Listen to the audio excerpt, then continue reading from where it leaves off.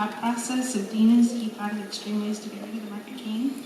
The internal thought process that Dean had when he was trying to get rid of the Mark of Cain?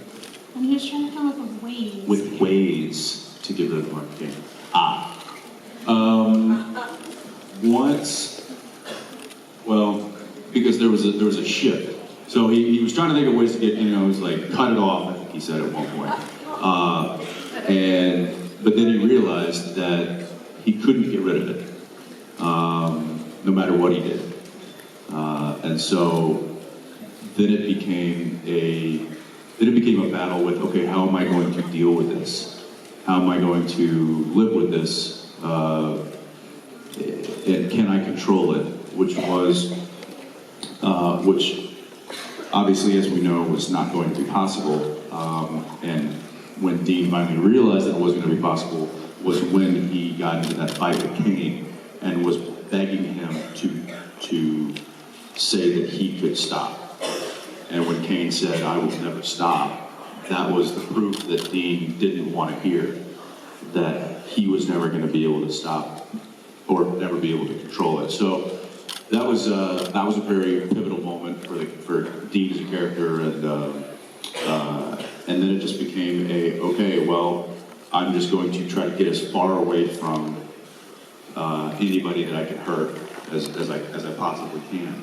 And so when Death said that he could arrange that was about the only thing that was about the only exit strategy Dean could think of. Until he started to beat the crap out of his brother, and his brother decided to throw some pictures down on the floor, and he couldn't take it. And then he decided to do kind of the only thing he could think of at that moment.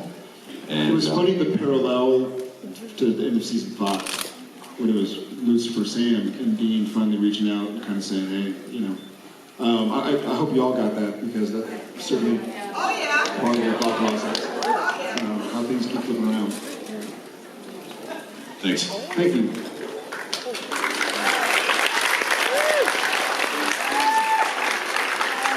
Hey. I'm sure you were asked this before, but if you could bring back anyone from the dead, who would it be?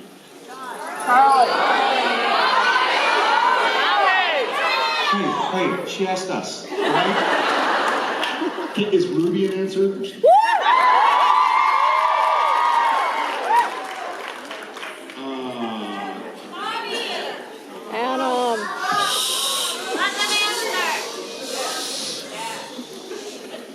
That's so difficult, because there's a long list of people that we have killed on this show.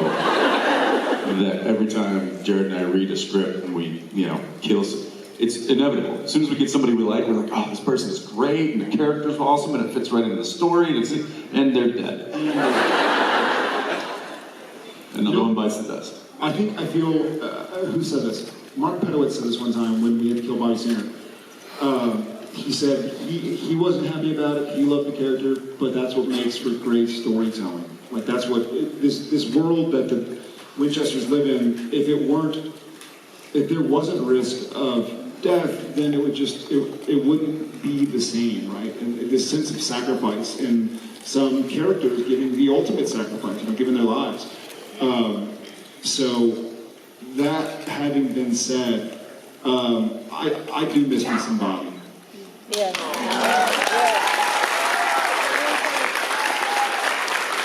He was a nice kind of mediating factor for the boys. It kind of brought them back down to level when they were being idiots. He was a home base, Yes. and that's something that the brothers haven't had in a very long time. I mean, I know they have the bunker, but that's just a physical. And they don't have an emotional home base anymore, and that's what Bobby represented. And that's I think it's been tough for them to not have that in their lives. So yeah, a father figure. So either Bobby or John Winchester would certainly be close to the top of the list, if not topping the list. Yeah. Okay, thank you. Thank you.